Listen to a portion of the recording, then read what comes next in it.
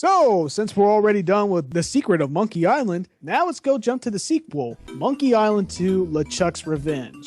This is a straightforward sequel. This automatically jumps from what was left off from the first game to the second one. The game opens kind of like how Sly 3 opened. It just showed an event that it's going to end soon, and then later on, the character is going to make a giant flashback on how it all began. And obviously, they were kind of trying to go in a slightly different direction from the first. It's because it tried to avoid repeating too much from the first game. It created a lot of great things on its own, and which is the reason a lot of Monkey Island fans still love that game. But it also made a lot of things that people like myself, I don't want to say take offense to, but I don't personally maybe enjoy. Same here. The tone in Monkey Island 2 is much more darker than the last one, because Guybrush Threepwood is a really different and yet matured character than he was in the last game. In this installment of the series, he was really trying to be a mighty pirate. Well, actually, the game is more about Guybrush's search for Big Whoop and LeChuck's. Oh yeah, Big Whoop. How did I forget about that? Well, I think the name is a big giveaway. But anyway, the whole of the game actually is more like a treasure hunt this time around. And actually, like, Guybrush and Elaine have split up, which is an interesting aspect of the game. Really, it becomes a quest for the treasure, and LeChuck's resurrection is actually more of a big inconvenience for Guybrush, more than anything else. The first part of the game is actually all about trying to get off the island, which is something that secretly I think certain gamers were thinking about in the beginning of The Secret of Monkey Island, but here it's more clear that there's an obstacle in the way that needs to be cleared, which is this bully called Largo Legrand. And he's in charge of the entire Port Fortress. Man, out of all the characters, who was the biggest douchebag, especially considering to all the characters that greatly mistreated Guybrush Threepwood, I think he's like the most aggressive character and a grumpiest character out of the entire series. There is absolutely no enjoyment or satisfaction with the guy, especially when he took all your money in the beginning of the game, you know?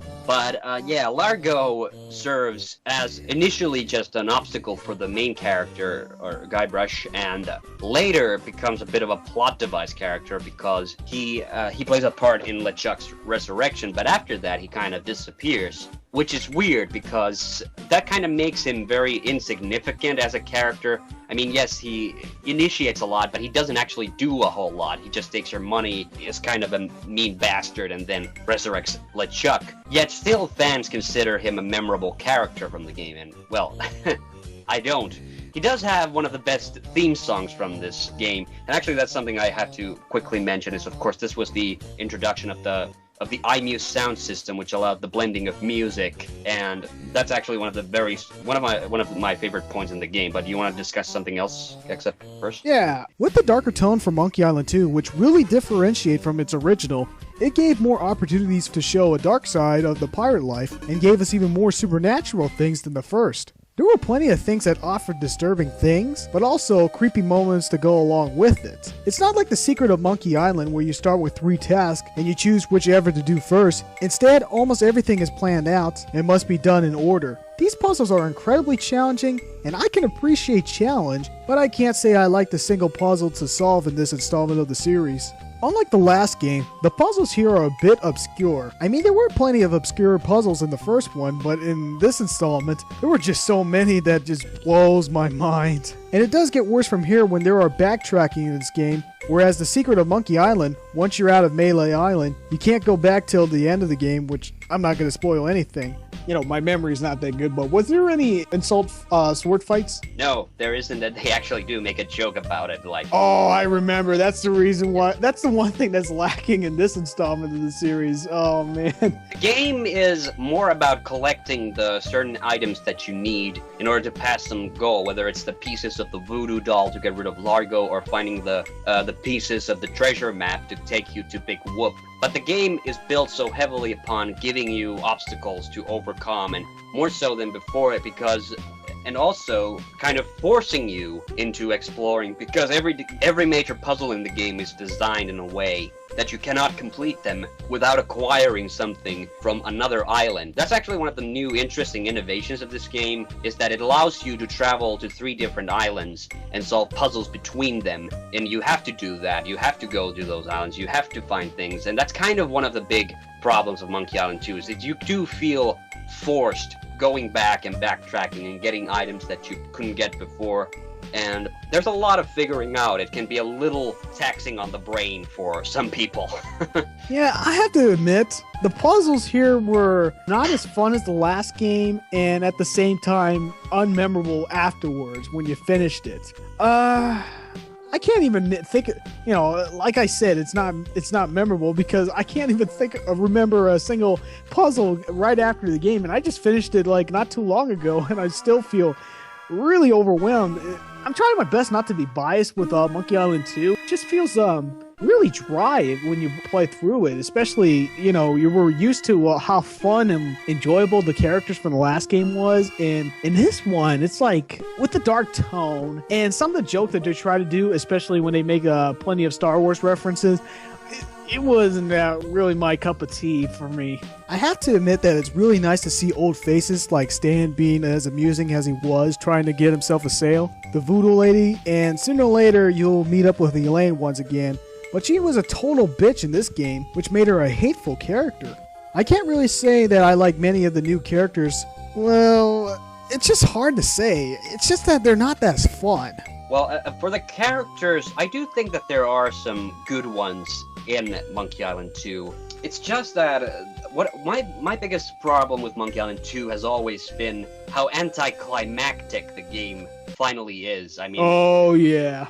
The game has one of the most notorious endings of any video game out there, and it's I'm not actually gonna tell what happens in that game, but it's one of those instances which split opinions pretty effectively between, some people think it's a brilliant ending, and others think it's the worst thing they've ever seen. On a general level, it's always been my least favorite game in the series. That all stems from the fact how much I thought it clashed originally with the rest of the series. Especially when Tim Schafer omittedly apologizes for making, one of the most ridiculously hardest puzzles in the entire series. Which one was that again? If this is 5, what is this? The hand through the door. Just so we don't end on a downer, maybe I should talk about some of the things that I personally enjoy, because the game did have a lot of elements which did get repeated over time, like like the jokes on the tombstones at the graveyard. I like that one. Yeah, I have to admit it. I like that. Perhaps taking Stan, the salesman's character, to a whole new, disturbing level with Stan's previously used coffins. But like I said, the music in this game is actually extremely impressive, and not just because of the iMuse, but also because of the variety of tracks and things. And Michael Land, of course, worked on this with Peter McConnell, who later went on to do the soundtrack for Grim Fandango. Their influences sort of created this great mix of, even genres of music, from something more jazzy like the Largo Legrand theme to the more darker and moodier version of the LeChuck theme. And to reggae, I have to get to reggae because, of course, of Captain Dread, who is probably one of my favorite characters. Yeah, I have to admit, that was actually one of my favorite characters there. The Jolly Rasta.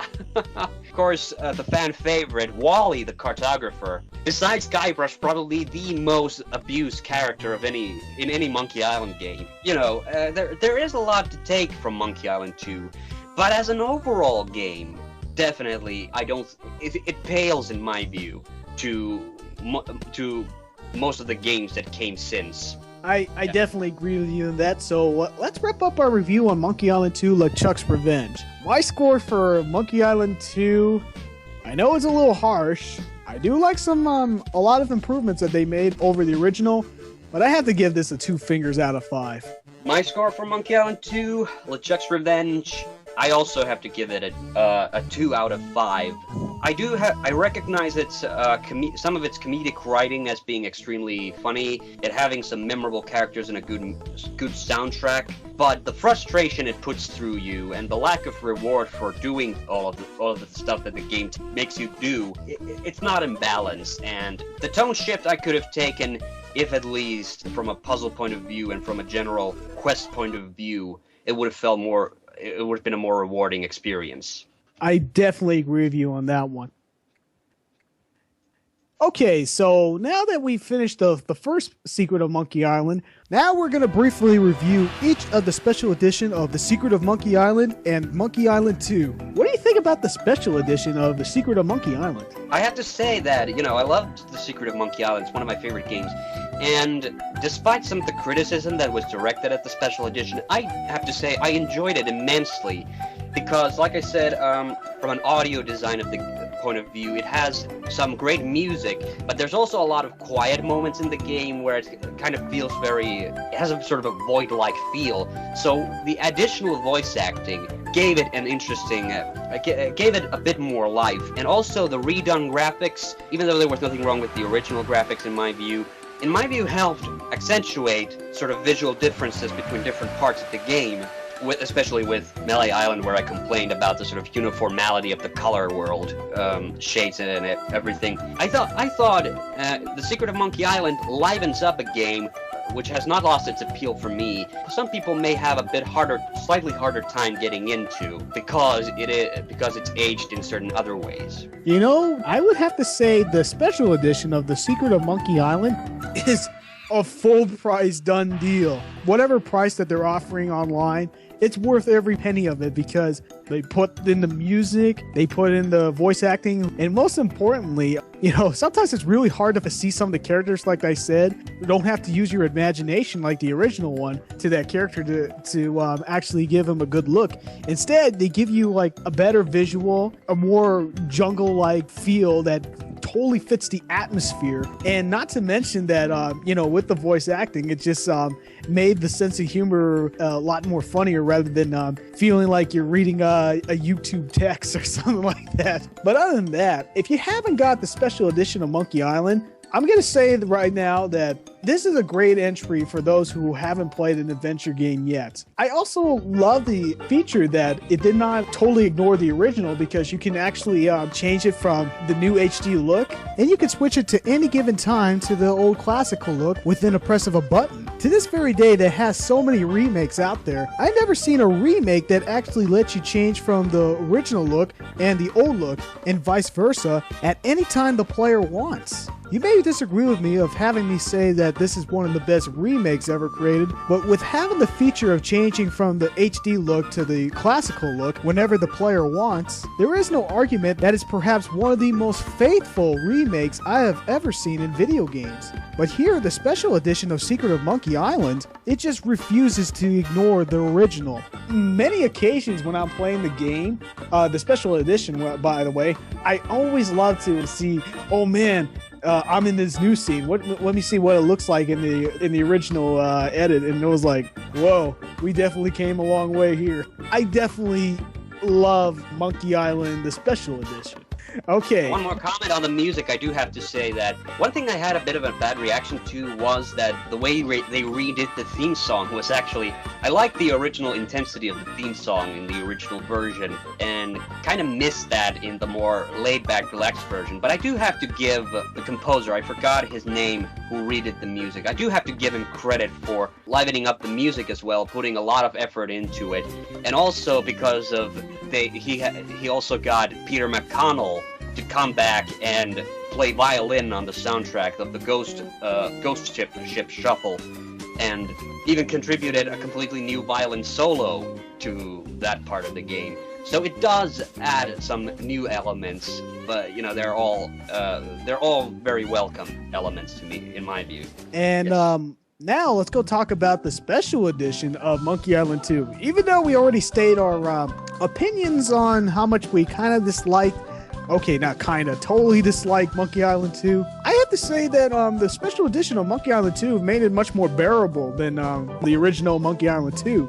Mainly because I absolutely love that they made the characters sort of kind of like 3D but cel-shaded graphics, and then they made the backgrounds more polished and at times made every atmosphere much more darker than the original. What was really lacking in the Secret of Monkey Island Special Edition is that, you know, you can't bring in the voice acting towards when you switch it to the old visual look of the Secret of Monkey Island. But in this one, you can transition to the old and new with the voice acting. It's not like if you go to old, you don't have voice acting, and you go to new, you have voice acting.